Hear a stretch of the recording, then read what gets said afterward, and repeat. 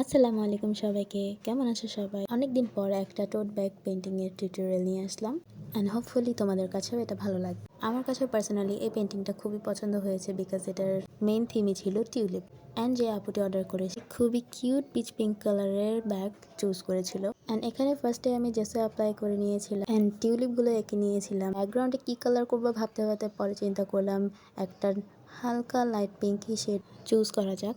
যেহেতু এখানে অনেকগুলো ফ্লাওয়ার্স রয়েছে আমি ধাপে ধাপে দেখানোর চেষ্টা করব কিভাবে আমি টিউলিপগুলো কালার করে থাকি। আমি মনে করি সবার পেন্টিং প্রসেস সেম হয়ে থাকে না, তাই আমিও বলবো আপনাদের কাছে যার প্রসেসটা সহজ মনে হবে আপনি তারটাই ফলো করুন। এখানে আমি দুইটা প্রসেস দেখাবো, যেখানে ফার্স্টে আমি রেড কালার দিয়ে আমি পেটালগুলোকে হাইলাইট করে নিয়েছিলাম, দেন আমি এক এক করে লাইটার শেডগুলো ইউজ করে একটা শ্যাডো ক্রিয়েট করে নিয়েছি বিকজ মিডলে হোয়াইট কালার ছিল। টিউলিপটা একটু মিক্স ব্রিডের, সো ভিতরটা আমি একটু ডার্কার শেড অথবা রেডের সাথে একটু ব্ল্যাক কালার মিক্স করে দেন অ্যাপ্লাই করে নিচ্ছি।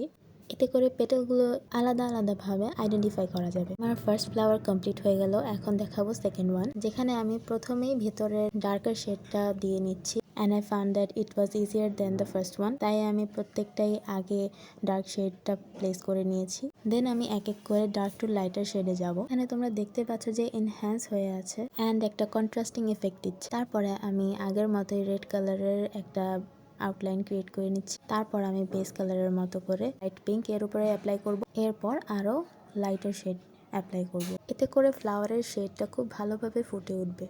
এখানে মিডলে দেখতে পাচ্ছ আমি হোয়াইট কালারটা ইউজ করেছি এন্ড এভাবেই কিছু কিছু জায়গায় তোমরা ডিটেইলিং এর কাজও করে ফেলতে পারবে। তোমরা যদি এই প্রসেসটা বুঝে না থাকো আমাকে আরেকবার কমেন্ট করে জানিও, আমি চেষ্টা করব অনলি ফ্লাওয়ার পেন্টিং এর প্রসেসটা দেখানোর জন্য। এন্ড এই প্রসেসটা শিখে যাওয়ার পরে তোমরা আমাকে বলবা এর চেয়ে ইজি ফ্লাওয়ার আঁকা আর হয় না। যদিও কোনো কিছুই সহজ নয়, প্র্যাকটিসের মাধ্যমে তোমার কাজ তুমি এনহ্যান্স করতে পারবে। তুমি যত বেশি প্র্যাকটিস করবে তত তোমার হাতের জড়তা কাটবে, কনফিডেন্স বাড়বে, তোমার ল্যাকিংসগুলো বা তোমার ভুলগুলো তুমি নিজেই ধরতে পারবে। আফটার দ্যাট আমি সেম প্রসেস ইউজ করে পাতাগুলোকেও রং করে ফেলছি। এখানে দেখতে পাচ্ছ আমি ডার্ক টু লাইটের শেডের দিকে যাচ্ছি। ডার্ক টু লাইটের শেডে যাওয়ার কারণ হচ্ছে এতে তোমার ব্লেন্ডিংটা খুব ইজিলি কমপ্লিট করা যায়। অ্যান্ড লাস্টলি আপু আমাকে যে লেখাটা লিখে দিতে বলেছিল সেটা আমি লিখে ফেলছি red and black colour mix করে। ব্যাকগ্রাউন্ড হালকা রাখার কারণই ছিল মূলত এই লেখাটাকে ফুটিয়ে তোলার জন্য। সো ফাইনালি আমার পেন্টিংটা কমপ্লিট হয়ে গেল তোমাদের সাথে গল্প করতে করতে। অ্যান্ড পেন্টিংটা কেমন হয়েছে তোমরা অবশ্যই আমাকে জানাবে, আশা করি সবার কাছে ভালো লেগেছে। And now is time for the most satisfying part, যেটা হচ্ছে নান আদার দেন টেপ পিলিং। অ্যান্ড অবশ্যই তোমরা পেন্টিংয়ের সময় অবভিয়াসলি টোট ব্যাগ পেন্টিংয়ের সময় তোমরা মাস্কিং টেপটা ইউজ করার চেষ্টা করবে, তাতে করে তোমাদের রং স্প্রেড হয়ে যাওয়ার চান্সেসটা কমে যাবে। এটা খুবই হেল্পফুল আর খুবই satisfying and I love this one.